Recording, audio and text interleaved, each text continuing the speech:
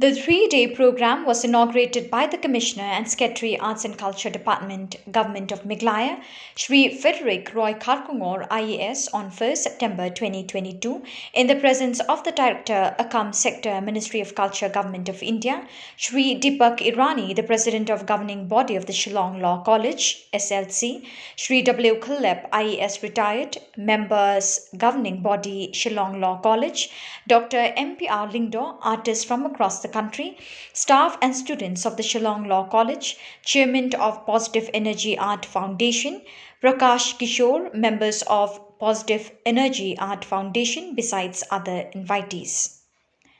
While addressing the gathering, the Commissioner and Secretary Arts and Culture Department, Government of Meghalaya, Shri Frederick Roy Kharkongor, IAS, said it is very encouraging to see that the program is a mix of both culture and ideas. You have a lot of very interesting topics right from culture to the role of various traditional institutions. The very theme, Katanrai Jongkalong Rinying, which talks about the roots of identity, I think is something which is very relevant not only for 75 years, but for all time to come. I would like to appreciate the Government of India and the Ministry of Culture for putting a spotlight on the unsung heroes, on the leaders such as Tirot, Kiang, Nangbah, and Togan Sangma, who in a sense are precursors to the Indian national movement.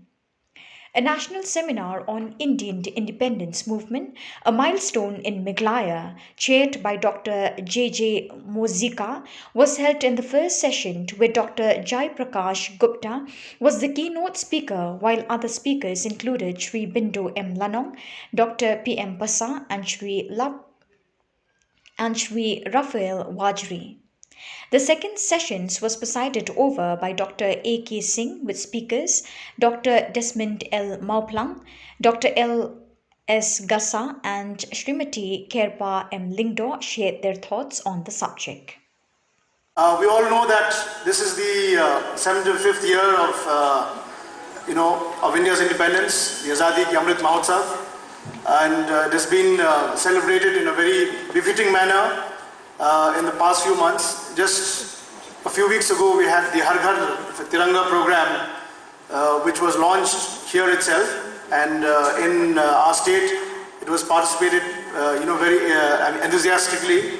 Almost 7 lakh plus flags were, unfurled all across the state, and we had very vibrant participation from the NGOs.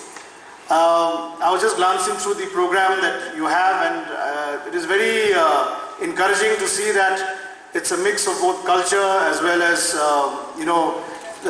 ideation. You have a lot of very interesting topics, right from culture to the role of various traditional institutions. Your very theme, Katanrai Jonga Longrunyen, which talks about the roots of identity, I think is something which is very relevant, not only for 75 years, but for all time to come.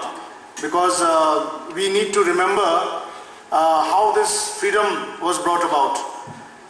We all know about the story and about the valiant exploits of the leaders, of the national movement. But I would like to appreciate the Government of India and the Ministry of Culture for putting a spotlight on the unsung heroes, on the leaders such as Tirot Singh and Kiang Nangbah and Togan Sangma, who in a sense are the precursors to the Indian national movement. They led and they were leaders of the tribal resistance movement.